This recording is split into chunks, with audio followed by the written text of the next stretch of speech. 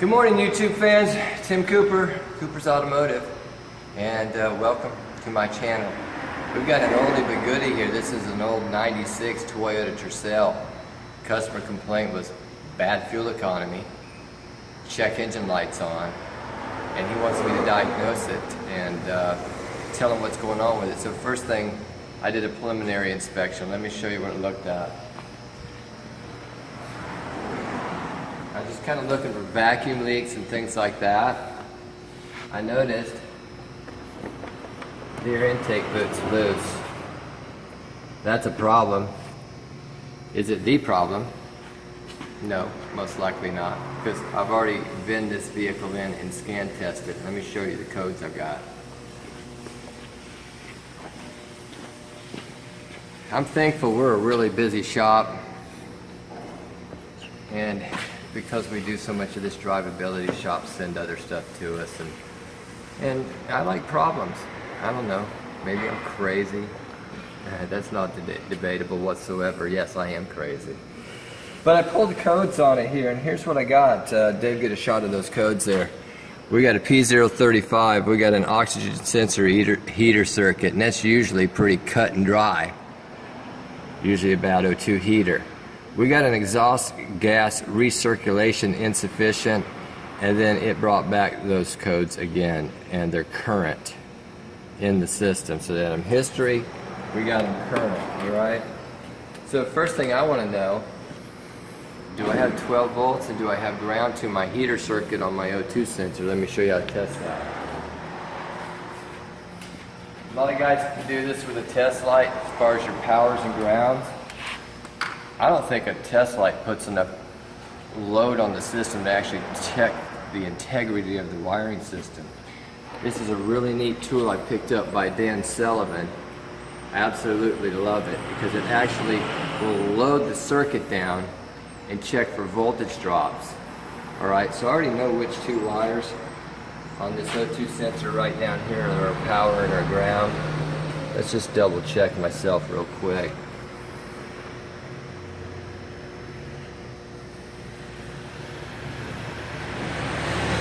There we go. You can't see, if you can see this meter right here.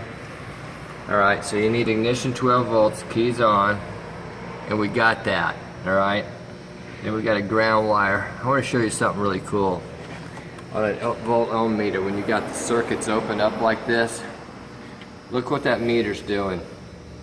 It's ghost voltage. It's just floating all over the place.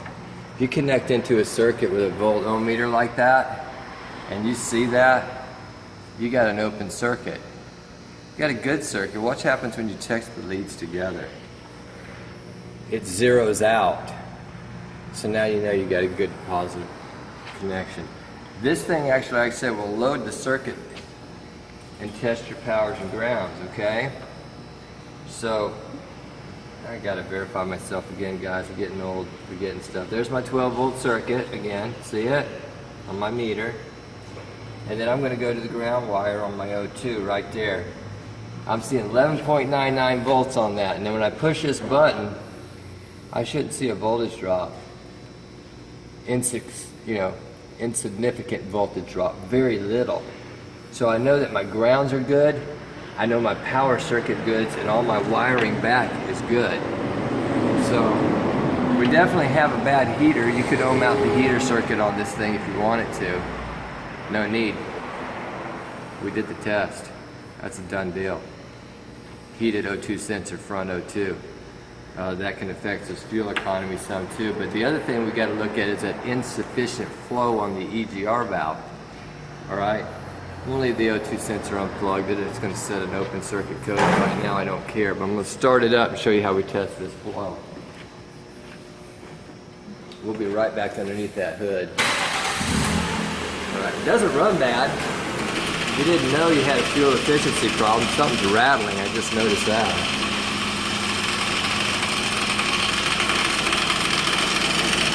Something else to check here in just a little bit, but anyway, it's kind of loud. So let's test this EGR valve right here. It's got a vacuum diaphragm in it. Unplug the hose right here to this EGR valve right there. And what you want to do See if I can get a good, oh, there we go.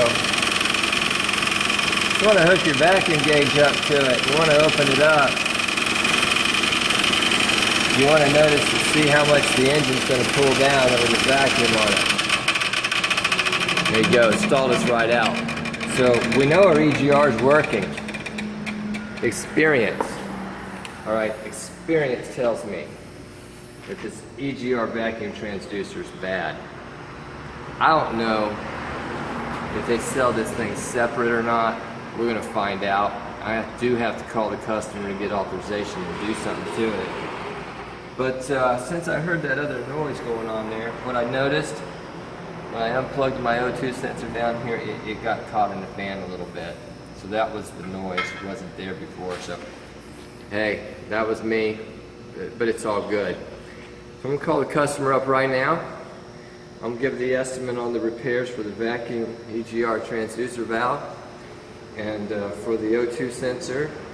I'm obviously gonna tighten this up. Before I do that, I'm gonna pull this off just to take a look down inside. Somebody probably changed the air filter on this thing and they just didn't tighten the clamps back up. There we are, we're gonna get that out of the way. Always like to look down inside the throttle plate. Dave, can you get a shot of this throttle plate right through here where I'm standing? I'm gonna shine the light on it right there. Get a good shot of that. We call this throttle body cloaking. Can affect idle and things like that. When you open it up, you see all that crud, that black crud built up inside that thing? Yeah, you got black gloves on, you can't see it. But anyway, if you can see all that crud, this car needs the induction service flushed out. And I'm going to pull a spark plug, but I'm probably also going to recommend a set of spark plugs. We'll see what they look like. So fuel system flush. Before, if I do the plugs, I always do the flush, and before I change that O2 sensor, I do the BG induction flush first.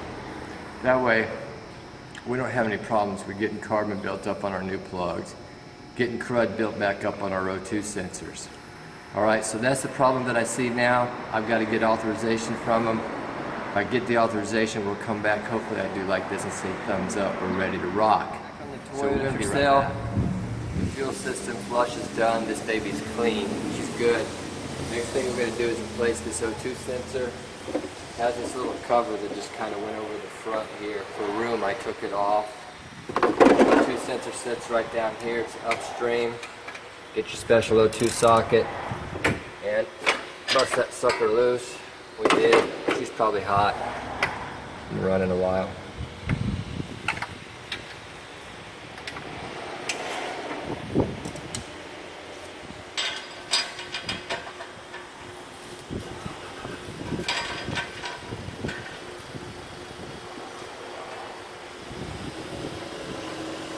Come on, baby. Yeah, she's coming out of there good.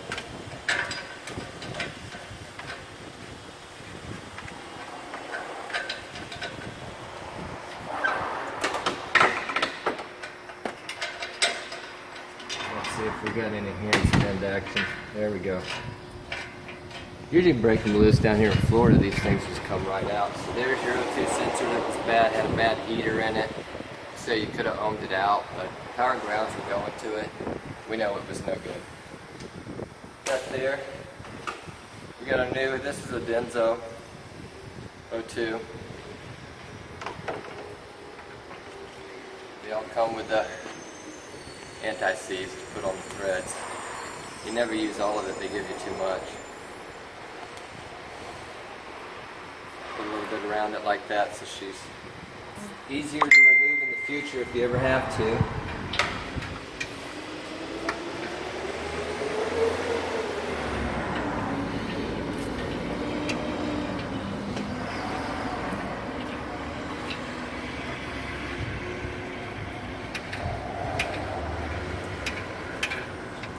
Yeah, don't over tighten these things, guys. People go crazy on this stuff. It just isn't worth it. It doesn't need to be that tight.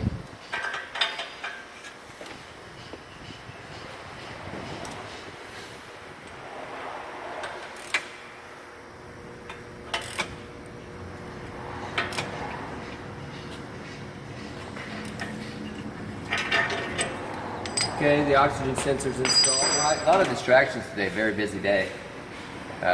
Seems to be common lately. I'm not complaining. O2 sensor's in. We're going out to these spark plugs. This wire's broke, I knew that from earlier. So we're going to get those out. You got to pull these coil packs out in order to get to the spark plugs underneath them. Got a 10 millimeter there. And I don't know, well, yeah, I do know. Somebody changed this other bolt to 12. Shouldn't be. Put a bolt right there. Get our coil packs turned up. We got moisture sitting down in those holes. It's probably from rain. I don't like to see that, but we'll clean that all out. All the spark plugs got to come up out of here.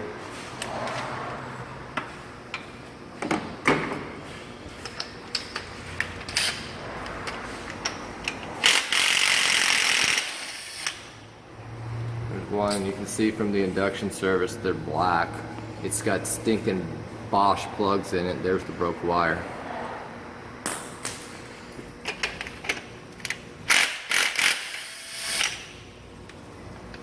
And again, blacked out.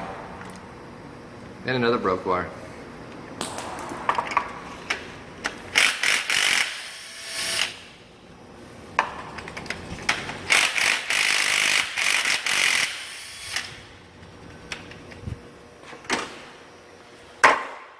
Two of them stayed in the hole.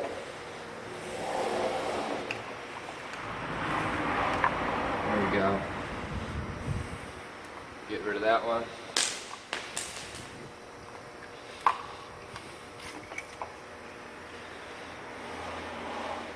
A lot of moisture down in that hole. The seals aren't sealing good on the boots. I'm gonna put a little bit of RVT around those before I put the plugs back in. I usually don't use Champion spark plugs, but usually like NGKs for these Toyotas. NGK makes most of the plugs for a lot of stuff anyway. So whatever, 3318 number. Like my trash can? I clean up later.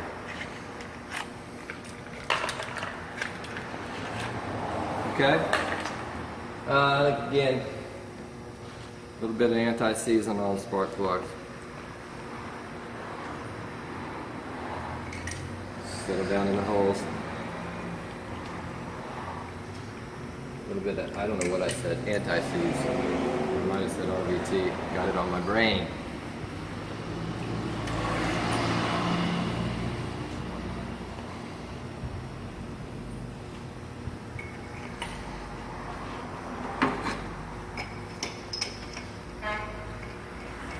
Don't use an impact to start them in there. It shouldn't use a little impact to take them out. Felt good about these coming out. I wasn't worried about it.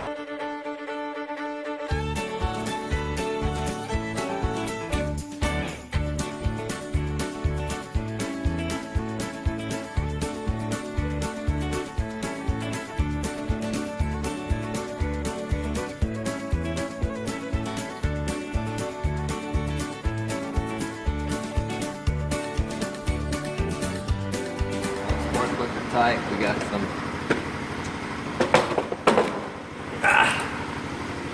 some wires here, 4575s.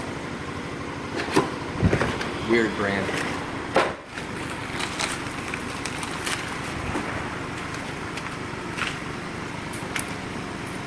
And they only give us 2 wires for this.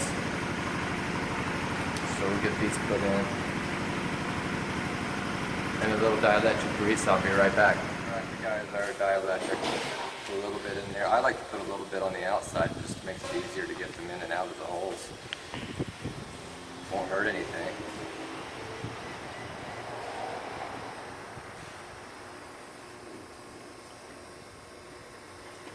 There we are.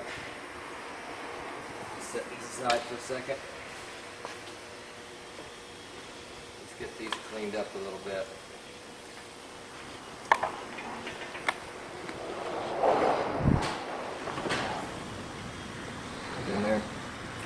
Well, so I'm going to put some sealer around those coil boots. Try to keep that moisture out. Could replace the boots, but we didn't have any misfire issues, so it's all good.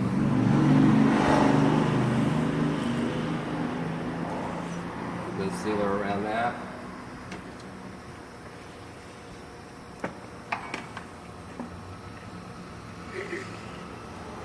First coil in.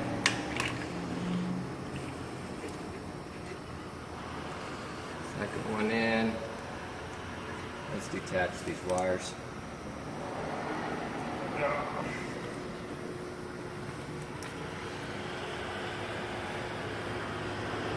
Lid pocket screwdriver. Nice to have one of those handy. Let's just talk through this. Coils will be in. I'll replace that one with a new one because I broke it. Put my 2 wires in. Put this back on. We still got to change this piece, but it's on order and won't be in until Monday. So that's your vacuum modulator for your EGR code. And once again, thanks again for watching. Don't forget to subscribe.